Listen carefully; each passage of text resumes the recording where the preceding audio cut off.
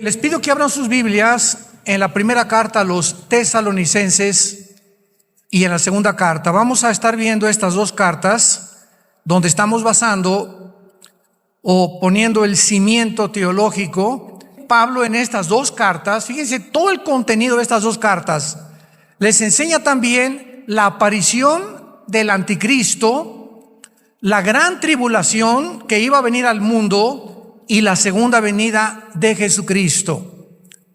Pero al introducirnos en el estudio de estas dos cartas, tenemos que tener muchísimo cuidado por las frases, la terminología, las palabras que han dado pie a una enorme cantidad de controversias acerca del programa profético de Dios.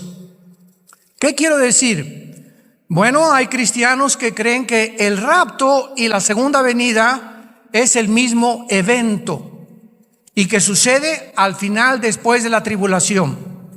Hay otros cristianos que se llaman amilienistas, que creen que el milenio, no, que ya estamos en el milenio y que todas las profecías ya se cumplieron, que la semana 70 de Daniel ya se cumplió, etcétera, etcétera.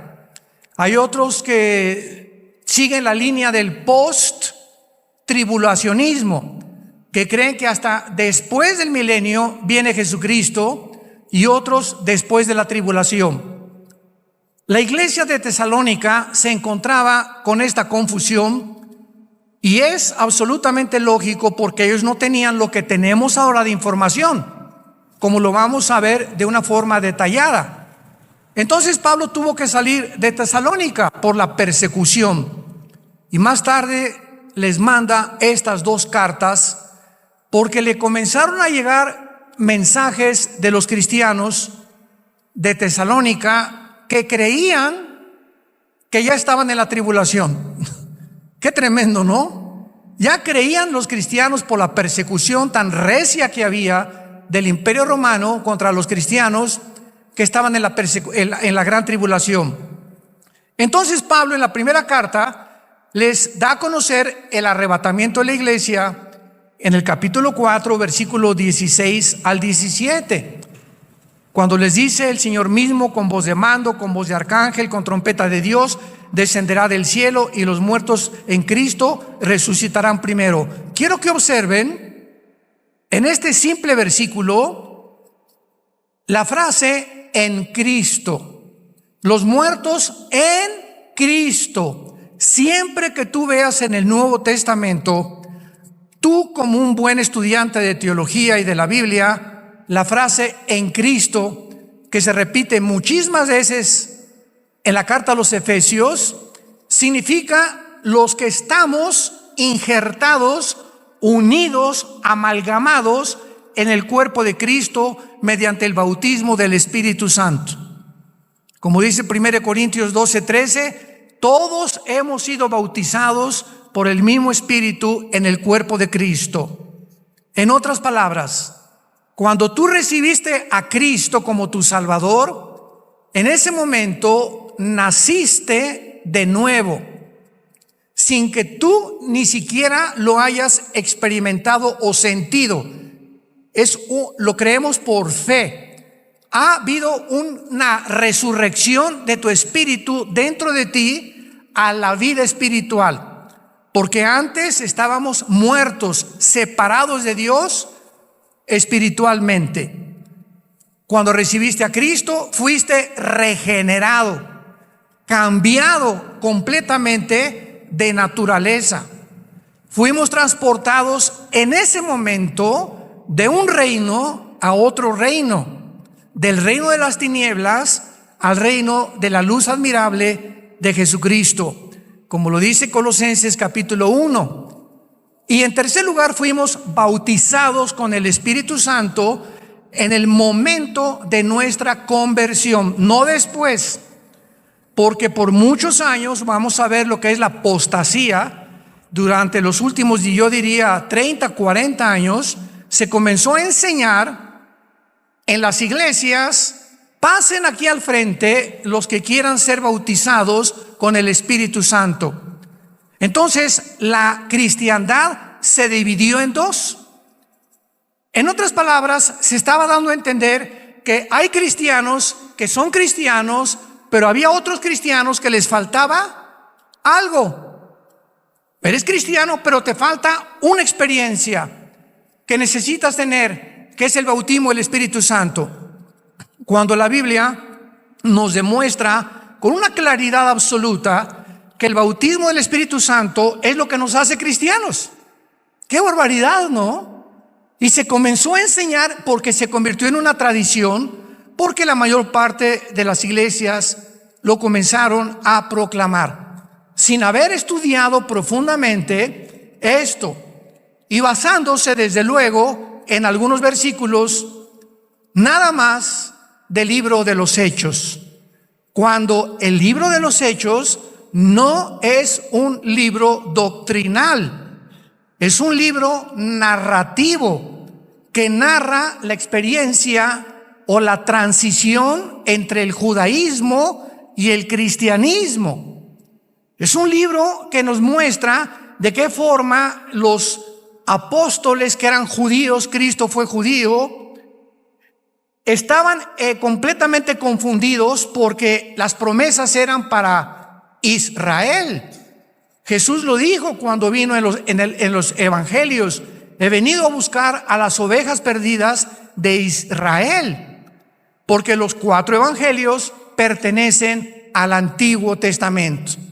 El Nuevo Testamento comienza en Hechos 2 con el bautismo del Espíritu Santo y el nacimiento de la iglesia.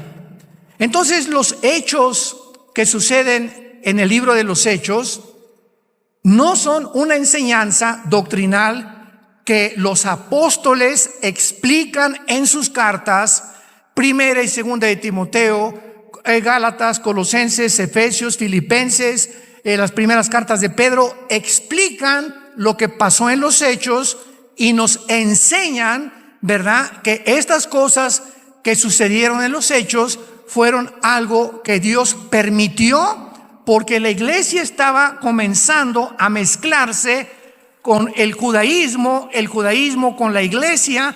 Tenían que separar los apóstoles lo que Moisés enseñaba de muchas cosas de lo que Jesús enseñaba, y esto se resolvió con el primer concilio de la iglesia en Hechos capítulo 15. Ahí se juntaron todos los apóstoles y tenían que determinar qué cosas del Antiguo Testamento estaban vigentes y qué cosas del Antiguo Testamento ya quedaban obsoletas.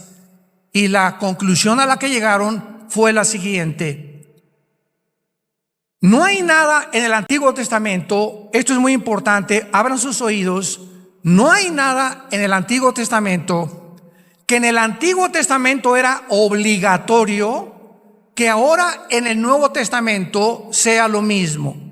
En otras palabras, ahora nosotros vivimos bajo la ley de la libertad en Cristo Jesús. Y ahora no es obligatorio nada absolutamente en el Nuevo Testamento. Un ejemplo: en el Antiguo Testamento el diezmo era obligatorio. Era obligatorio, lo tenían que dar a fuerza. Y cuando pasamos al Nuevo Testamento, 2 Corintios capítulo 9, cada quien dé como propuso en su corazón, no a fuerza, no por obligación. Si no te nace del corazón darle a Dios, y si en el Antiguo Testamento fue el diezmo, con toda la lógica del mundo, bajo el Nuevo Testamento, con mejores promesas, mejor pacto, un Salvador que vino al mundo y ya pagó por el pecado, ¿cómo voy a seguir bajo la ley dando solamente el 10%?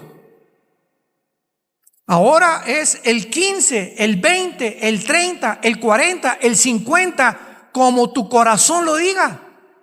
Y mientras más salud espiritual tengas, más darás, porque lo das con alegría. Ya no lo das porque tengo que dar esto y ahí va.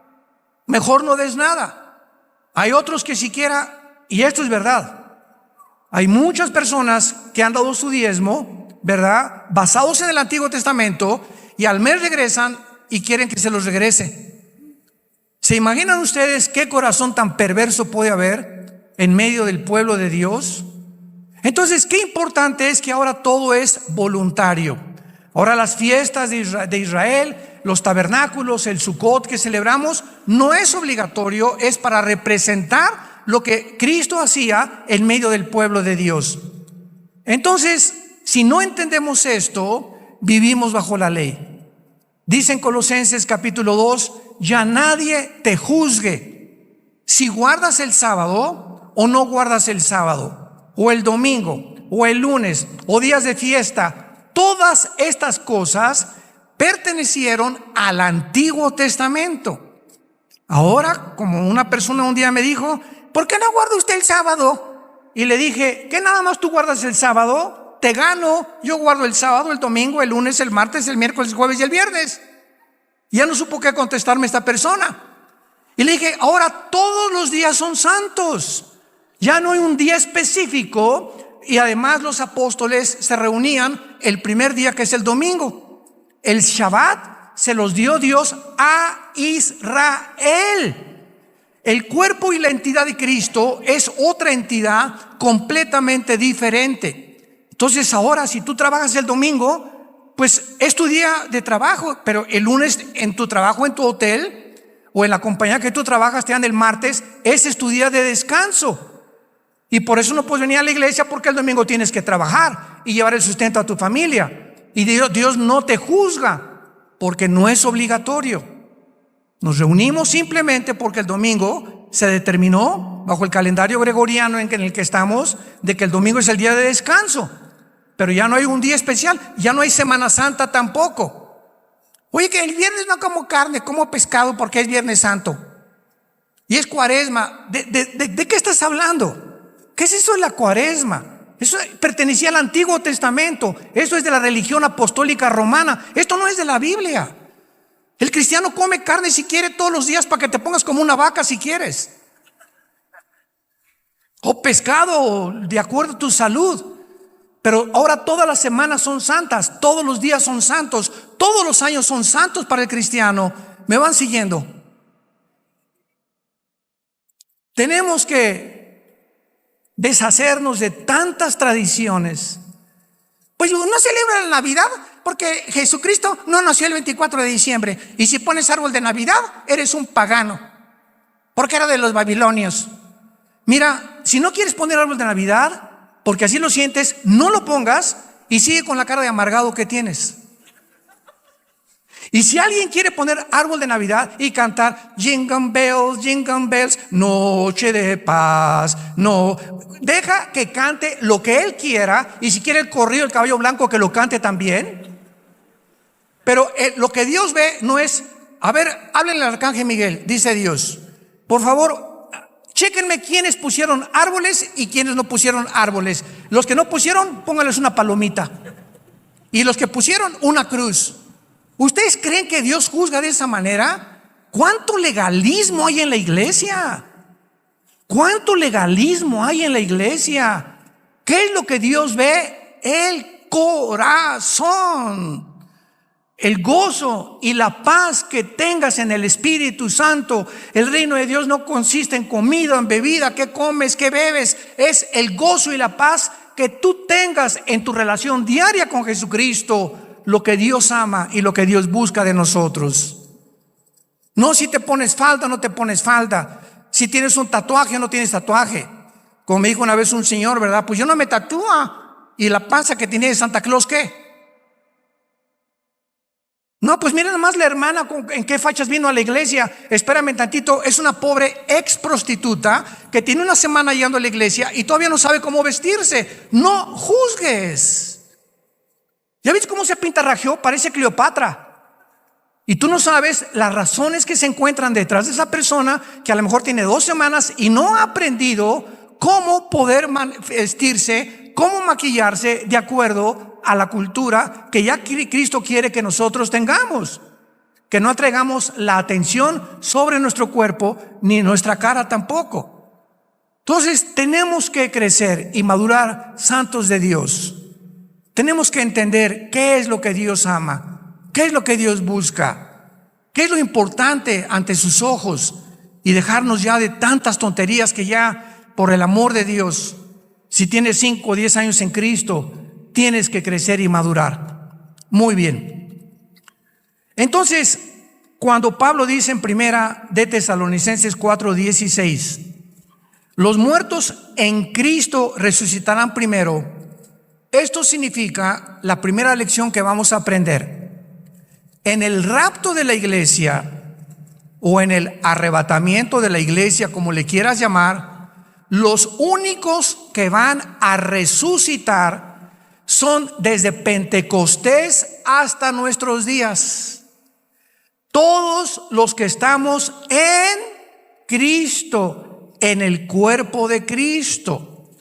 Antes de Cristo, Israel no estaba en el cuerpo del Hijo de Dios. Dice Efesios capítulo 2, que ahora Dios ha unido Israel y la iglesia, y ya no hay griego, judío, italiano, mexicano. Ahora se formó un nuevo hombre.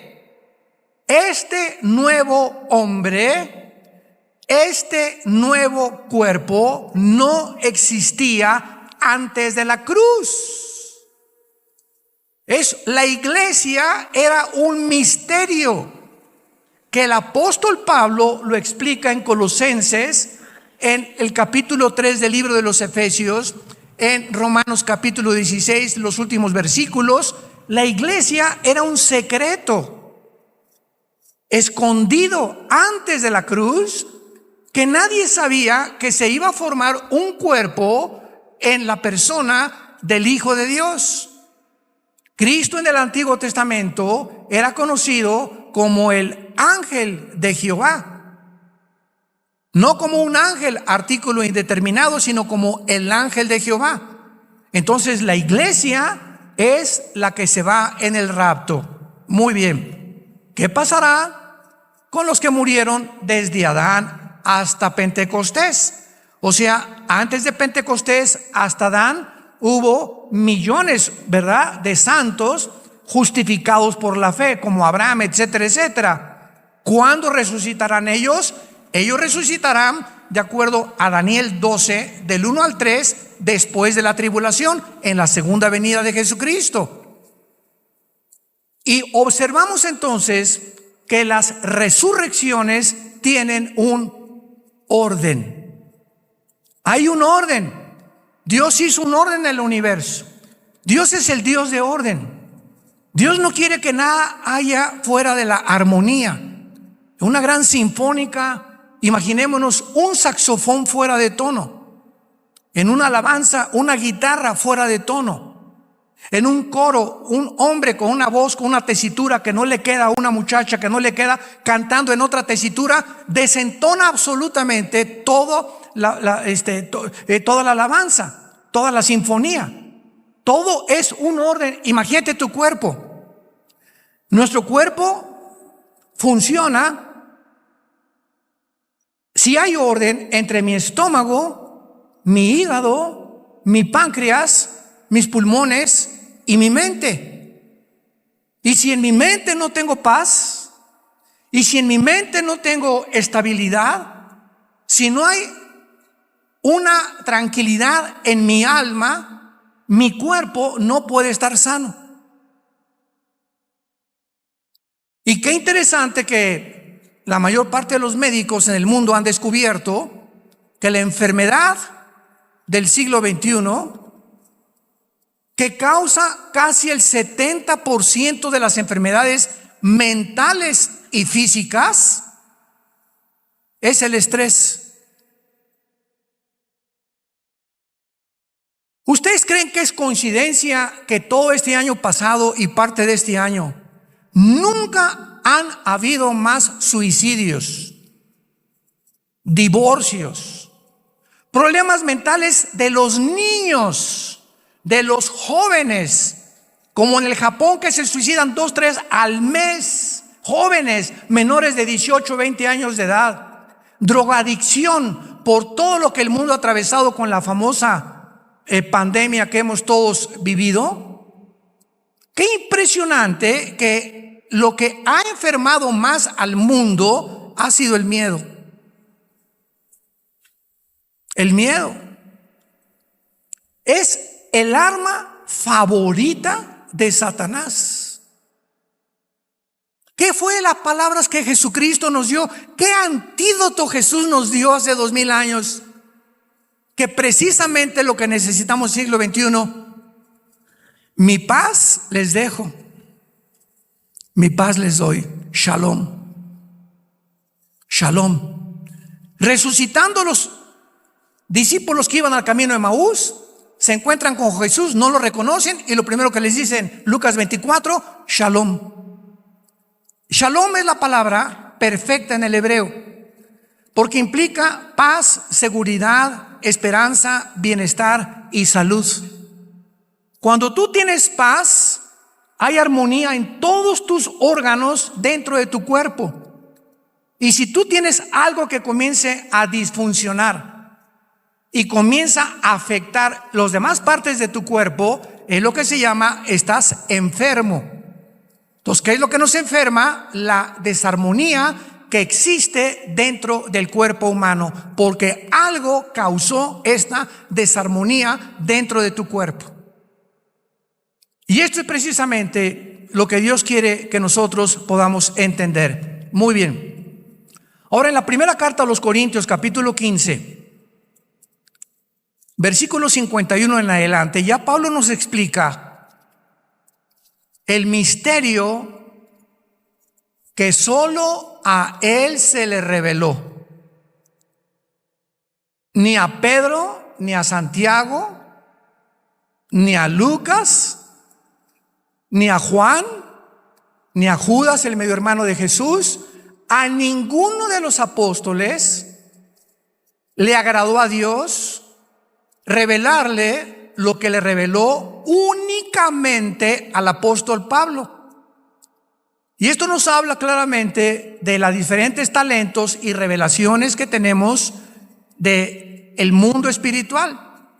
Por eso hay un Jeremías, hay un Isaías, hay un Amós, hay un Ezequiel, que tienen diferentes perspectivas del mundo espiritual, como Dios los trató, pero que todos, ¿verdad?, hacen una armonía en la mente de Dios.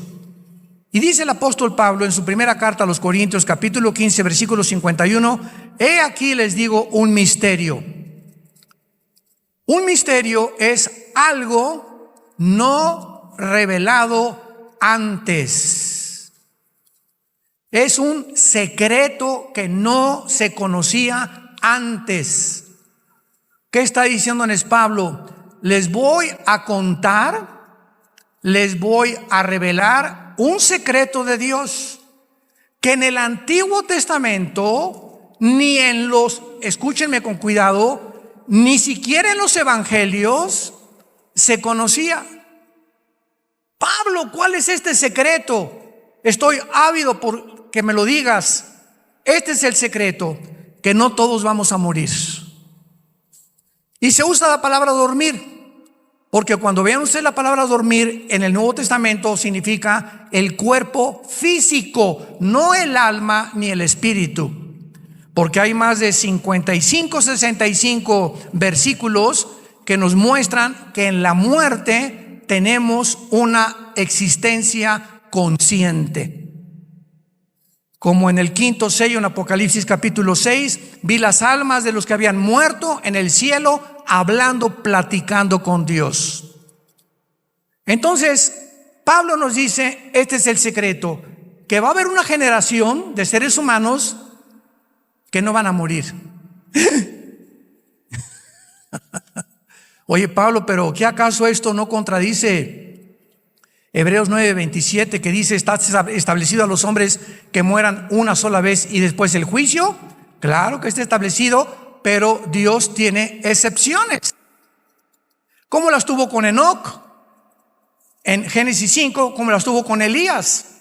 Que en el Antiguo Testamento son los dos únicos hombres que partieron del mundo sin haber muerto, que son antitipos, ¿verdad?, de lo que es el tipo que es el arrebatamiento de la iglesia. pero esta doctrina no se conocía. No todos vamos a morir, pero todos seremos transformados. En un momento, en un abrir y cerrar de ojos, a la final trompeta, porque se tocará la trompeta y los muertos serán resucitados incorruptibles y nosotros seremos transformados. Lo comparamos con Primera de Tesalonicenses, capítulo 4, en nuestro capítulo, donde Pablo dice, versículo 17, luego nosotros, después de que resuciten todos los santos desde Pentecostés, luego nosotros, o sea, si ahorita viene el rapto entre una hora o mañana, los primeros que van a salir van a ser los que murieron desde Pentecostés a nuestros días. Este es el primero ellos. Y luego, atrasito de ellos, los que hayamos quedado, o sea, vivos, seremos arrebatados juntamente con ellos en las nubes. En las nubes. Cristo en el rapto no baja al mundo. Cristo en el rapto no baja a juzgar al mundo. Cristo en el rapto no baja a destruir al anticristo. En la segunda venida, Zacarías capítulo 14, en la segunda venida Cristo baja y pone sus pies en el monte de los olivos, donde se va a hacer un valle como una forma de cruz, y viene con nosotros a establecer su reino milenial. En el rapto nos saca del mundo y en la segunda venida viene con nosotros después de los 7 años de la tribulación. Entonces, si estamos ahorita manejando, comiéndote tu torta entre 2-3 horas, o mañana estás en Chapultepec corriendo, etcétera, etcétera, y viene el rapto, la ropa de todos nosotros se cae en el suelo, con la cosa que traes aquí en la boca. Y vamos a desaparecer millones de personas sin que el mundo tenga una explicación. Pero habrá millones de personas que eran cristianos, entre comillas, profesantes, que van a venir aquí al Salón Le Crillon y no van a encontrar a nadie.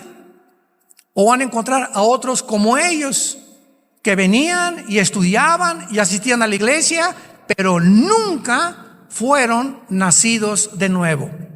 Nunca tuvieron una relación personal con Jesús. Nunca ganaron a ninguna alma. Nunca le hablaron a nadie ni a su familia de Jesucristo y de su muerte en la cruz. Sus vidas nunca cambiaron ni fueron transformadas. Eran religiosos. Este hecho, pues, es el que Pablo explica en la primera carta a los tesalonicenses. Y nos brincamos al capítulo 5 de la primera carta a los tesalonicenses. Y vean ahora cómo el orden de Pablo es lógico y de qué manera tan profunda nos revela el Espíritu Santo los acontecimientos o los eventos de acuerdo al calendario de Dios. Pero acerca de los tiempos y de las ocasiones, no tienen necesidad, hermanos, les está hablando a los cristianos, hermanos, de que yo les escriba. Porque ustedes, ¿quiénes son ustedes? Los cristianos. Ustedes saben perfectamente que el día del Señor vendrá como ladrón en la noche. Pablo introduce una frase que se repite 4 veces en todo el Nuevo Testamento y se llama el día del Señor. El día del Señor, apúntalo, siempre tanto en el Antiguo Testamento como en el Nuevo Testamento se refiere a los 7 años de la tribulación. Veamos rápidamente estas veces que se repite el día del Señor. Por ejemplo, en 2 de Pedro, capítulo 3, versículo 10. Pero el día del Señor vendrá como ladrón en la noche, en el cual los cielos pasarán con gran estruendo, los elementos ardiendo serán deshechos, y la tierra y las obras que en ella hay serán quemadas. ¿De qué está hablando el apóstol Pedro? Del final de la tribulación. cuando todo sea quemado, para que podamos entrar a reinar en este mundo. Brincamos a Apocalipsis capítulo 1, versículo 10. Yo estaba en el Espíritu, ¿cuándo? En el día del Señor. Muchos creen que aquí Juan está diciendo, yo estaba el domingo, en el día del Señor. Cuando Juan dice, yo estaba en el Espíritu, en el día del Señor, él está diciendo, lo que les voy a revelar ahorita, que es todo el Apocalipsis, me fue dado por el Espíritu Santo, y yo me encontraba en el tiempo de la tribulación, que es lo que habla todo el Apocalipsis. El Apocalipsis, después del capítulo 4, que la iglesia ya no vuelve a aparecer, menciona 21 juicios, 7 de sellos, 7 de las trompetas y 7 de las copas. 7 por 3, 21. 21 juicios que caerán sobre el mundo de parte de Dios.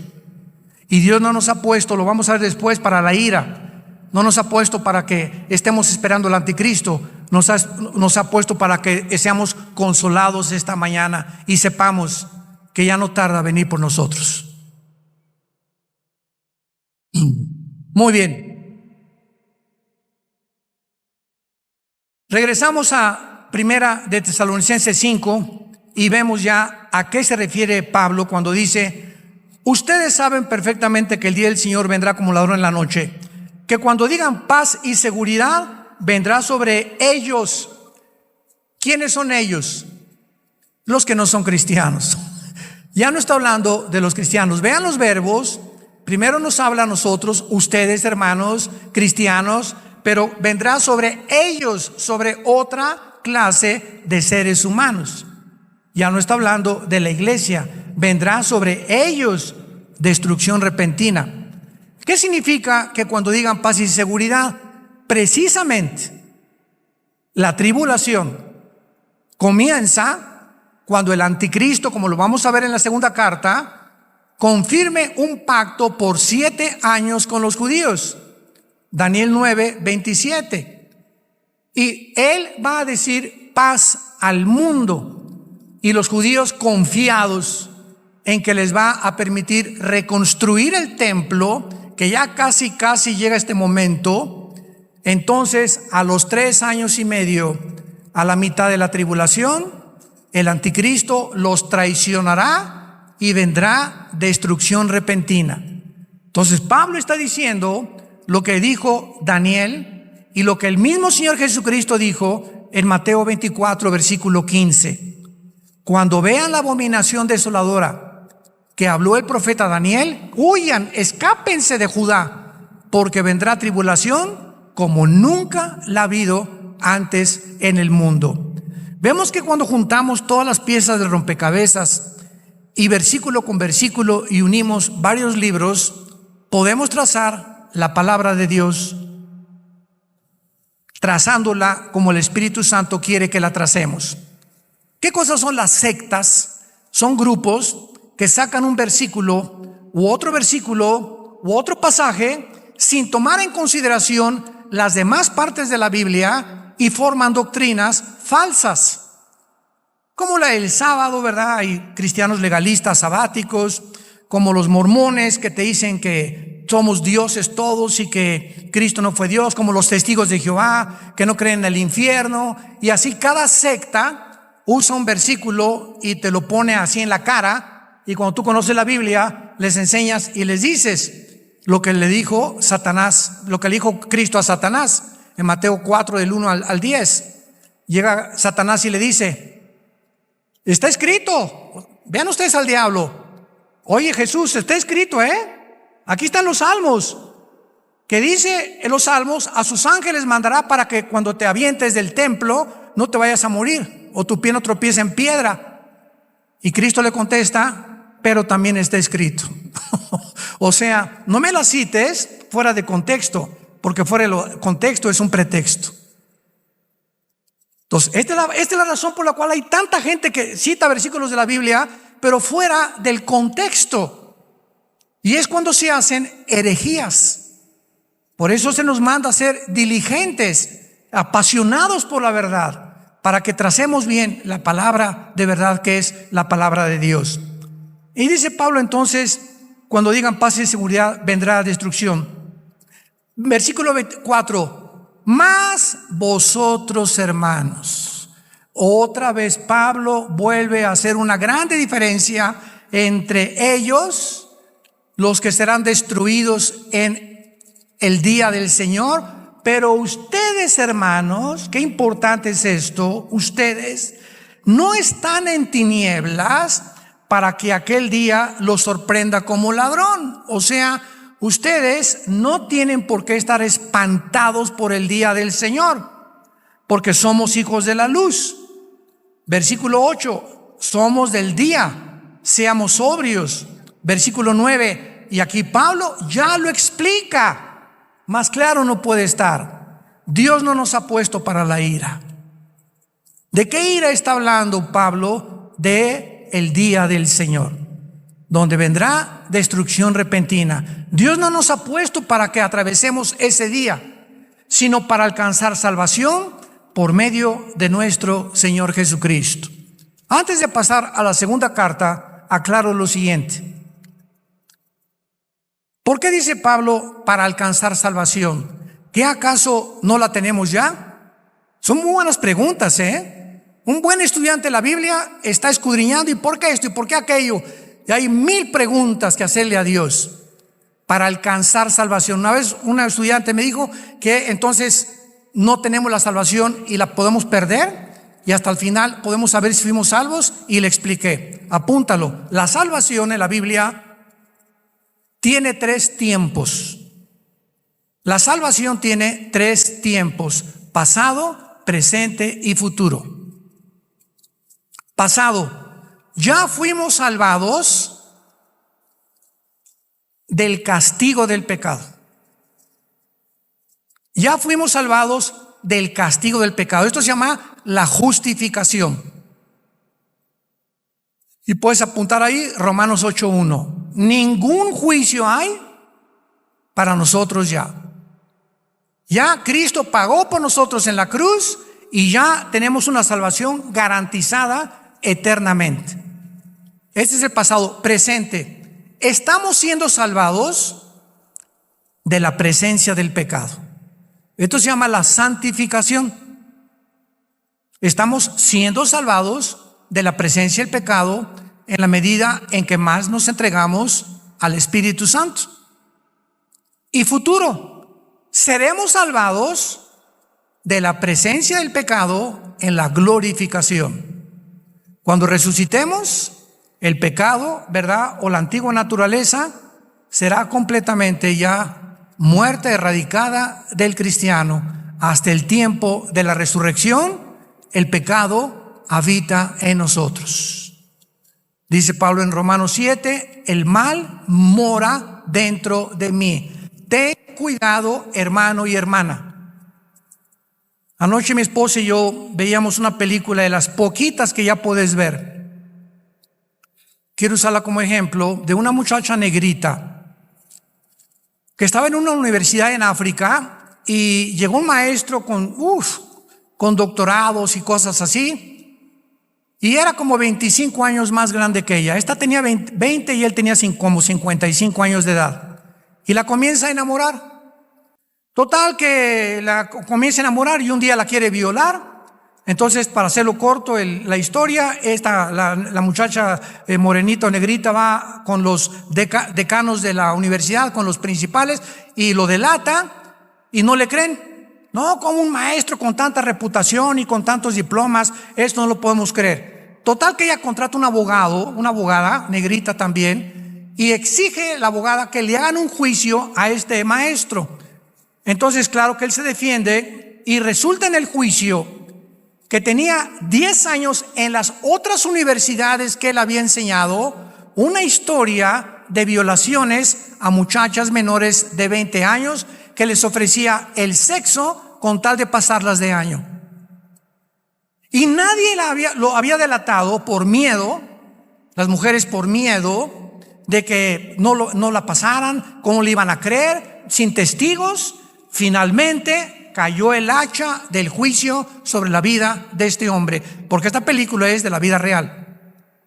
Y esto es lo que dice Romanos capítulo 2, versículos 2 y 3. ¿Qué no sabéis que la paciencia de Dios y la benignidad de Dios te guía al arrepentimiento? Yo le dije a mi esposa cuando acabó esa película, conozco muchas personas que las está juzgando Dios ya, que traían una historia de hace 10 años, 5 años, de abusos sexuales, etcétera, etcétera, o de otra índole, y que como no pasaba nada, creían que Dios lo había olvidado. Y Dios no puede ser engañado.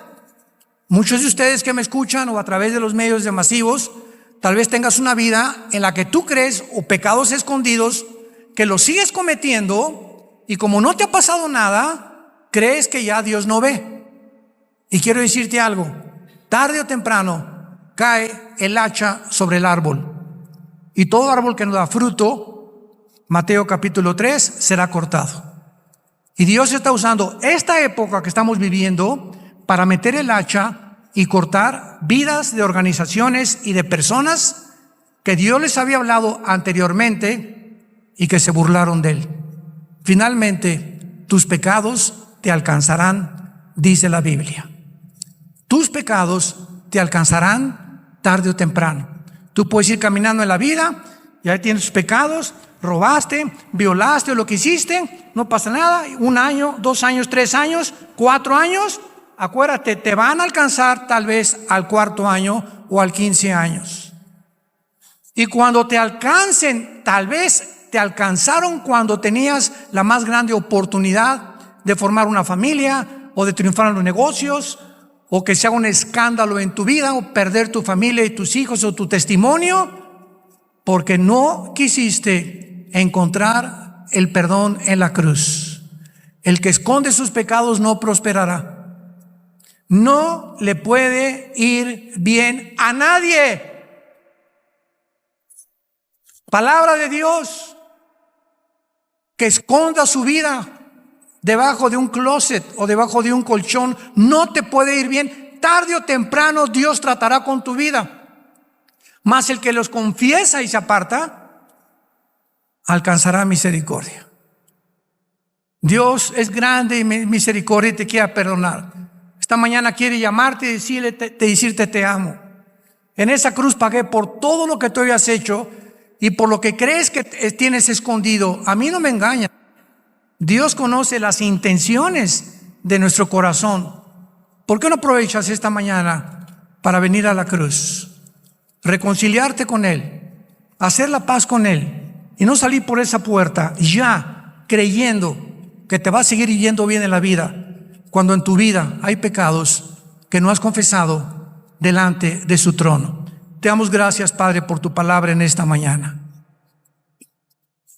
Gracias, Señor, porque tu palabra es verdad. No hay nada torcido ni perverso en ella. Todas ellas son rectas al que entiende y razonables a los que han alcanzado la sabiduría. Bendito seas, oh Dios, creador de los cielos y de la tierra, y al gran pastor de las ovejas, tu Hijo Jesucristo, quien por la sangre del pacto sempiterno ha dado su vida en nuestro lugar, para que ahora hagamos las cosas que son agradables delante de Él, sabiendo que si somos llenos del Espíritu Santo, tenemos que vivir una vida apartada del pecado. No engañarnos ni creer que somos nosotros los que al pecado le llamamos pecado. No. El pecado engaña. El pecado te hace creer que lo que haces está bien, que no es malo porque haces otras cosas buenas. No te engañes. Y después de que te engaña el pecado, endurece. Te endurece el corazón. Y llega el momento en que ya Dios no puede tratar con tu vida. Dios tendrá que disciplinarte, porque al que ama a Dios disciplina y azota al que recibe por hijo. En esta mañana, dile: Padre Santo que estás en el cielo, Quiero vivir una vida abierta y transparente delante de ti y llamarle pecado a lo que tú llamas pecado. Lávame con tu sangre preciosa, porque es tu vida en tu sangre la que me puede dar esta limpieza en este momento que mi alma necesita para que haya armonía en mi alma y en mi vida espiritual. Gracias por la cruz y porque en esa cruz pagaste por todo lo que yo había hecho y lo que en este momento te estoy confesando. En el nombre de Jesús. Amén. Gracias a Dios por esta palabra, ¿verdad? Gracias a Dios.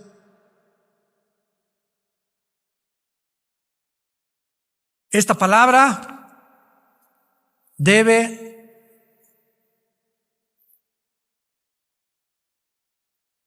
estar dentro de tu corazón. Día y noche, día y noche, día y noche meditarás en este libro de la ley. Cuando tú hagas eso, Josué, entonces todo lo que haces va a prosperar.